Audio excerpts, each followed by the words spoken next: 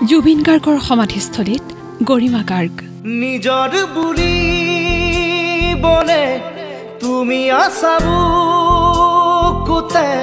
বিচাৰো মই তোমাৰ বনত উমলিবলে অসমীয়াৰ হৃদয় এতিয়া জুবিনৰ স্থায়ী ঠিকনা বাটৰ শেষতে বাট চাও তোমাৰে সোণাপুৰৰ কমাৰকুছি জুবিন গাৰ্গৰ স্থায়ী ঠিকনা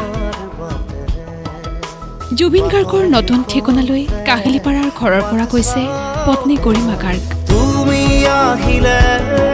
নামে বুকুৰে খাওঁ তুমি নহলে উকা উকা মোৰ ফাগুন স্বভাৱসুলভ ভংগীমাৰে পৰিৱেশ ৰঙীন কৰি ৰখা জুবিন কাষত নাই হাঁহি ধেমালিৰে আনন্দ বিলোৱা জুবিনৰ মাত নাই এতিয়া কাষত হেপাহৰ ফুলনি এয়া বাৰু সহ্য কৰে কেনেকৈ পত্নী গৰিমা গাৰ্গে কেৱল কান্দিছে বিদেহী আত্মাৰ চিৰশান্তি কামনা কৰি ক'লে জুবিনে বিচাৰিছিল একতা আৰু সম্প্ৰীতিৰ অসম জুবিনৰ আত্মাৰ শান্তিৰ বাবে পৰিহাৰ কৰিব লাগিব বৈষম্য এইখিনি ঠাইত বহু জাতি জনগোষ্ঠী একেলগে আছে জুবিনৰ সদায় সপোন আছিল যে জাতি বৰ্ণ ধৰ্ম সকলো নিৰ্বিশেষে অকল মানুহ হৈ থাকক এখন বৰ অসমৰ সদায় সপোন দেখিছিল জুবিনে গতিকে জুবিনক যদি সঁচাকৈ সকলোৱে ভাল পায় মই ভাবোঁ অসমখন সদায় এক হৈ থাকক এতিয়া যেনেকৈ সকলো সৰ্বধৰ্মৰ প্ৰাৰ্থনা হৈছে ইয়াত সকলোৱে আহি পেলাই একেলগে বহিছে ইয়াত সকলো ধৰ্মৰ মানুহে সকলো জাতিৰ সকলো জনগোষ্ঠীৰ মানুহে আহি একেলগে বহক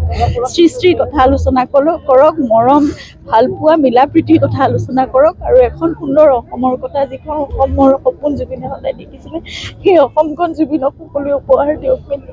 মই সেয়া আশা কৰি সেয়া মোৰ একমাত্ৰ প্ৰাৰ্থনা হওক সম্পূৰ্ণ সকলো অসমবাসীৰ কাৰণে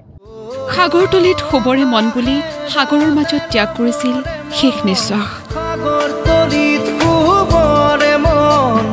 প্ৰকৃতিয়ে ঈশ্বৰ বুলি কোৱা জুবিনৰ সমাধিও হ'ল প্ৰকৃতিৰ বুকুতেই প্ৰাকৃতিক সমলেৰে ভৰা সমাধিস্থলী হওক সৃষ্টিৰ প্ৰাণকেন্দ্ৰ জুবিনৰ সমাধিস্থলী হওক মৰম বিলোৱাৰ প্ৰাণকেন্দ্ৰ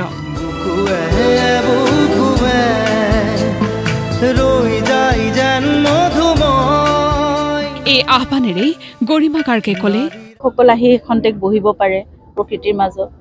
আৰু ইয়াত কবিতা গীত মাত গান সকলো চৰ্চা হ'ব পাৰে এনেকুৱা এখন ঠাই হওক আৰু চৰাই চিৰিকটি ইতিমধ্যে আহিছে বুলি শুনিছোৱে যিহেতু পিছফালে পাহাৰখনো আছে প্ৰকৃতিৰ মাজত এনেকৈ তেওঁ শান্তিৰে থাকিব পাৰিব আৰু ইয়াত এইটো সৃষ্টিৰ এক প্ৰাণকেন্দ্ৰ হওক প্ৰকৃতিৰ মাজত সকলো যাতে সতেজ হৈ থাকিব পাৰে তেনেকুৱা এটা ৰিক্ৰিয়েশ্যন চেণ্টাৰ টাইপ হওক কংক্ৰিটাইজ নহওক মই সেইটোৱে বিচাৰিম জুবিন সাধাৰণ মানুহৰ দৰে থাকিলেও আছিল ঈশ্বৰৰ উপহাৰ জুবিনে নিজৰ বাবে চিন্তা কৰাৰ পৰিৱৰ্তে চিন্তা কৰিছিল আনৰ বাবে তেনে এজন ব্যক্তিৰ চিন্তা লগত থকাসকলে কিয় নকৰিলে এই প্ৰশ্নৰে ক'লে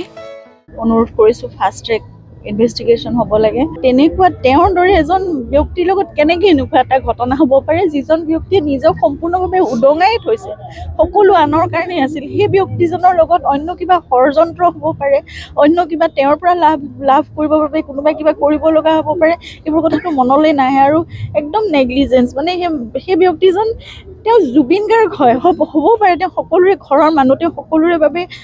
সহজে সকলোৱে সহজলভ্য এজন ব্যক্তি সকলোৱে ওচৰ চাপিব পাৰে কিন্তু তথাপিতো তেওঁ জুবিন গাৰ্গ সেইজন ব্যক্তি সেই ব্যক্তিজনক কেলেকে আৰু লোৱা নহ'ল ভালকৈ এতিয়াও সমাধিস্থলীত জুবিনৰ বাবে অনুৰাগীৰ কান্দোন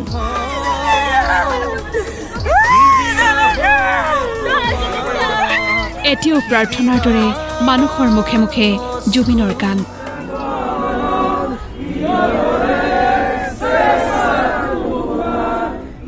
সোণাপুৰৰ পৰা কৃষ্ণ কমল ডেকাৰ ৰিপৰ্ট প্ৰতিদিন টাইম তুমি সেইদিনা যিদিনা মই নাথাকিম জানা তোমাৰ প্ৰিয় গীত গাবলে